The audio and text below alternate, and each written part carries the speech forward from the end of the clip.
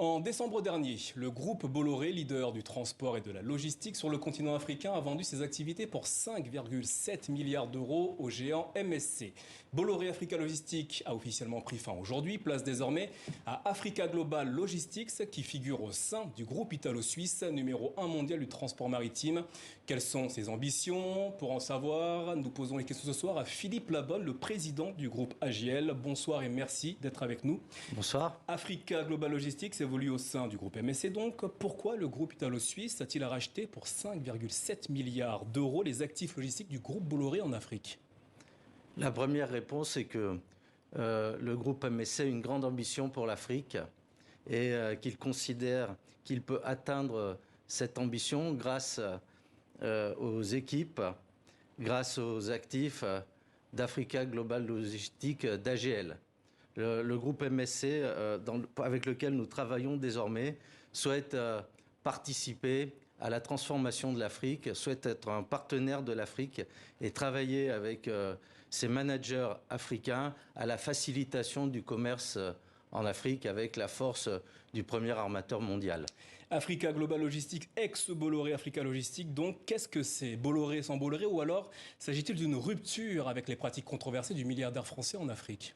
En fait, la grosse différence, c'est qu'aujourd'hui, nous appartenons à un pure player dont l'activité est exclusivement aujourd'hui le transport maritime et dont l'ambition est de déployer sur le continent africain son expertise, ses capacités, de manière à accroître significativement la circulation des flux sur le continent africain. Notre objectif, c'est de participer aux grandes transformations de l'Afrique. Donc il ne s'agit pas d'une opération de communication? Pas du tout. En fait, je pense que le groupe MSC est un groupe discret.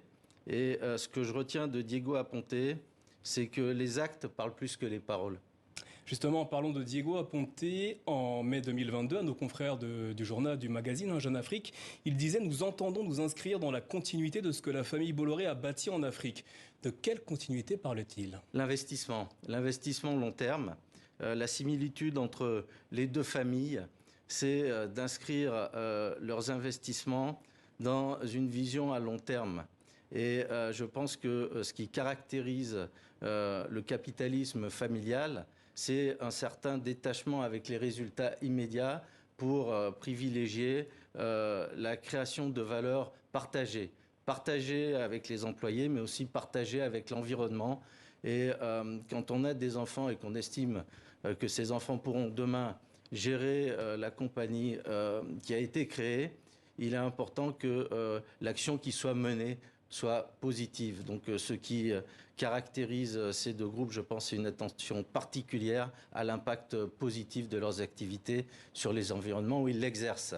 Vous êtes l'ancien dirigeant de Bolloré Transport et Logistique. Ces activités du groupe Bolloré en Afrique ont été marquées par des faits de corruption. Vincent Bolloré sera peut-être jugé en France pour corruption au Togo. Quelle sera la nouvelle politique d'AGL en Afrique? La politique d'AGL en Afrique, c'est tout d'abord la transparence. Et ce sont des investissements qui vont permettre aux économies africaines d'accroître leur commerce. Donc clairement, la première de nos priorités, c'est d'accroître la capacité de nos terminaux de manière à recevoir des navires de plus grande taille. Nous avons récemment reçu à Pointe-Noire des navires de plus de 15 000 de capacité, c'est des navires qui font 340 mètres. Et donc, nous allons lancer immédiatement un programme d'extension d'un certain nombre de terminaux. La politique d'AGL, ce sera aussi de participer à un mouvement qui, à mon avis, est fondamental, qui est le commerce intra-africain.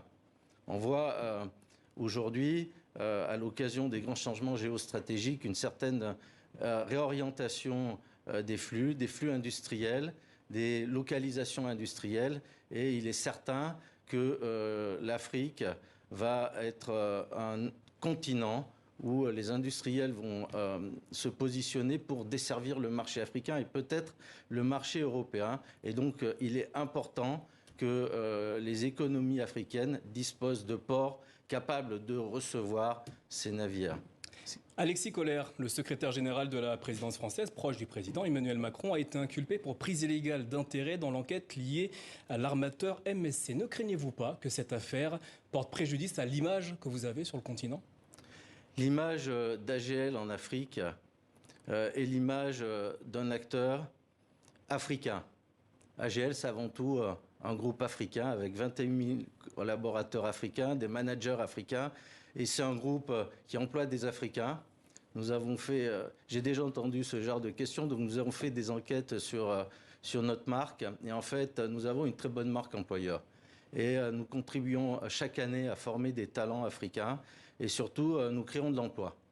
Nous créons de l'emploi directement à travers nos activités, mais nous créons de l'emploi aussi, comme je l'expliquais, parce que nous facilitons le commerce et nous permettons à des industriels et à des négociants de travailler dans de meilleures conditions en Afrique, d'avoir un meilleur transit time entre la Chine et l'Europe. Vous savez, quand un importateur achète des matières premières qu'il va transformer en Afrique et qui gagne 10 jours de transport parce que le navire va directement de Chine sur le continent sans transborder, c'est autant d'argent qu'il économise, à la fois sur la durée et sur l'immobilisation. Enfin, un mot, vous venez d'évoquer la Chine. Comment AGL va-t-il rivaliser avec les géants chinois qui ont fait de l'Afrique une priorité ? Vous savez, la famille MSC fait de l'Afrique sa priorité. D'ailleurs, son histoire a commencé avec l'Afrique. Je pense qu'aujourd'hui, on est dans un monde de coopération. Nous travaillons avec des partenaires chinois, européens, asiatiques. Et je pense que le vrai sujet de l'Afrique, c'est d'être à la hauteur de ces enjeux. Et le premier enjeu, c'est créer de l'emploi pour une jeunesse africaine qui représente la grande majorité aujourd'hui de la population, de lui donner de l'espoir.